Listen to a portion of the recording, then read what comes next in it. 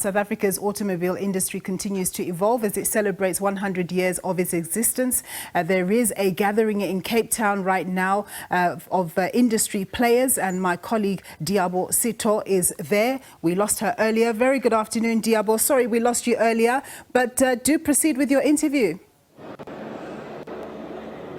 Thank you so much, Nompu. I am still in conversation with Mr. Billy Tom, who is the president of NAMSA, and he had just been talking to us about what we can expect this week at the conference and some pertinent issues that will touch on industry players. You may continue. Yeah, what I was saying is NAMSA is capable for a leader around anything and everything about automotive. And we take this week where we spend time talking about industry issues.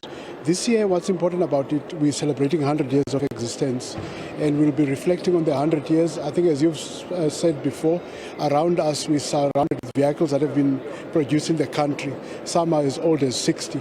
We've got the first vehicle that was imported into South Africa over 100 years ago in one of the manufacturers' stand. In fact, it's a Mercedes-Benz car. And we also expect to be interacting with government as well, because what's important for us is that policy certainty.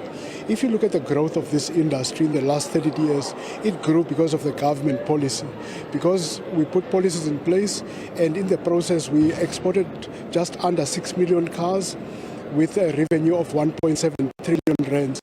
And what we want to do is to also continue. We don't want this industry now to collapse, but we want to grow the industry. And there's new challenges, there's new transition. I mean, we're transitioning into new energy vehicles. What is it that we need to do as a country? What is it that the consumers want? So there's a lot of discussions we're having. And also, I mean, we're going to be focusing on our key focus areas, and ensure that, you know, we take the industry forward. Yeah. At a time, obviously at this time, sentiment is improving. We're seeing interest rates are declining, the rand is doing so much better, the petrol prices is doing better, but things have not always been like this. For the majority of the time, things were quite depressed. What kind of trends did you notice in terms of consumer behavior and their buying patterns of vehicles during that time, and do you expect a significant change as things change on the economic front? So what we predicted this year was a year of two halves. We predicted the first half to be a very taxing first half because of what we went through last year. I mean, the ports delays, the high interest rates, and the electricity issues we had, and it lived up to that. The second half, we see a slight improvement, and we see things improving towards the end of the year because we had the first interest rate reduction. What we're seeing in the marketplace is that people are keeping their cars longer, because they can't afford to change them, or when they buy, they are buying down where they look for a cheaper vehicle. So there's been a movement from the consumer side to ensure that when they buy a car, they buy a cheaper car, or they keep the car they have a lot longer. And probably by first quarter of next year, I foresee a much better picture. Yeah. Because it takes about 3 to 6 months lag after you've reduced the interest rates, but also you need 2 or 3 rate reductions for you to see a bigger movement. Yeah. We're seeing changes in the EU with regards to the uptake and the adaptation of electric vehicles.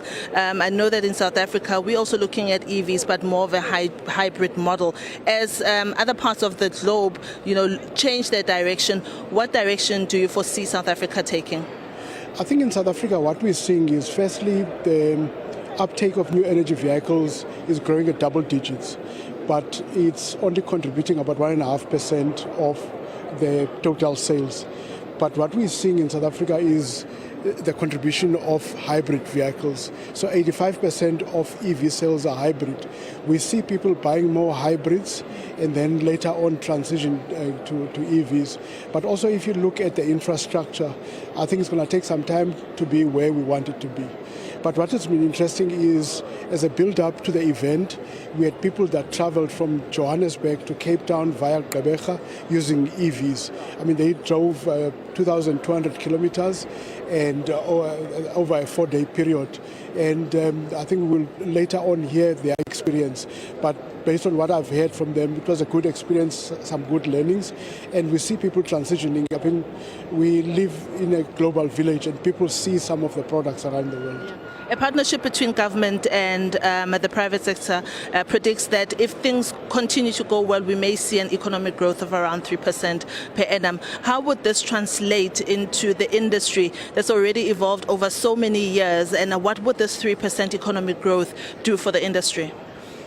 I think for us, I think it will grow the market because we haven't passed the pre-pandemic numbers. So if we could grow the economy to 3.3%, I foresee a demand of our products, and I can foresee growth in the industry.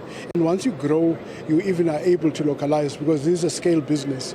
So if we can get volume growth, we will be able to even localize more and create more jobs as an industry. Yeah. More than 200 days without load shedding.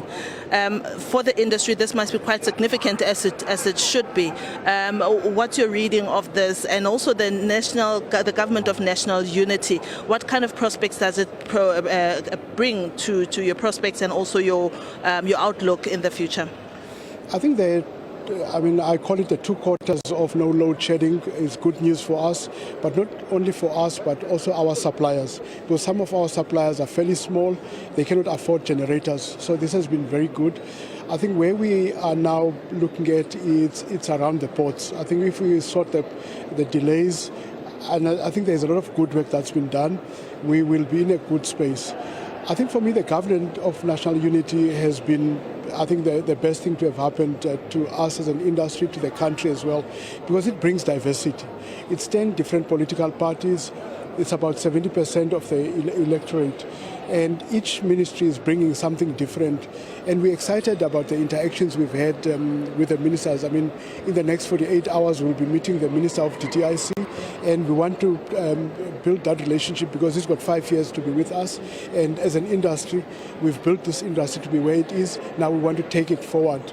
And I think that it's a big opportunity for us to work with them. And hopefully also refine on that white paper that still needs to be looked at. But before we continue on these serious stuff, I want to pick your brain about this nostalgia that the cars behind us, they bring to you, and what that 1400 represents for you. And I think this is it's a Nissan. It's a Nissan, yes. And what they remind you, the rationale between bringing the golden oldies to be exhibited here as well. What we're doing here is to celebrate our 100 years of existence. I mean, if you look at the 1400 Bakkie, we never even called it the Nissan. I mean, it came from the days of Datsun and it became Nissan, but it was known as a 1400. When you talk about 1400, that's what we are talking about. I mean, if you look at that was a scar from Nissan. Next to it, I mean, who hasn't owned a Beetle? I mean, from grandfather to father to grandson. And then next to the Beetle is the Kumbi. I mean, how many families travel in those? Yes. So I think what we have here, it's a heritage of this industry, 100-year-old industry, and it just shows where we're coming from. In the same showroom, you've got old vehicles, but also new energy vehicles. I mean, if you look at the BMW stand, you'll see a hybrid there, and it shows where the industry is coming from and where it's headed to. Mr. Billy Tom, thank you so much. I've been speaking to Mr. Billy Tom. He's the president of NAMSA, and he's been giving his views of what's going to be dominating the speaking notes when they meet with government, when they meet among themselves, and also looking at the trends and buying patterns of ourselves as consumers and what we've been looking at. And we're going to be speaking to more role players, also looking at the role of original equipment manufacturers and the challenges that they face in exporting some of their wares and how that can be turned around. We're going to be here until Thursday, I believe, and we'll be bringing you blow-by-blow coverage of what's happening here at the SA Auto Week.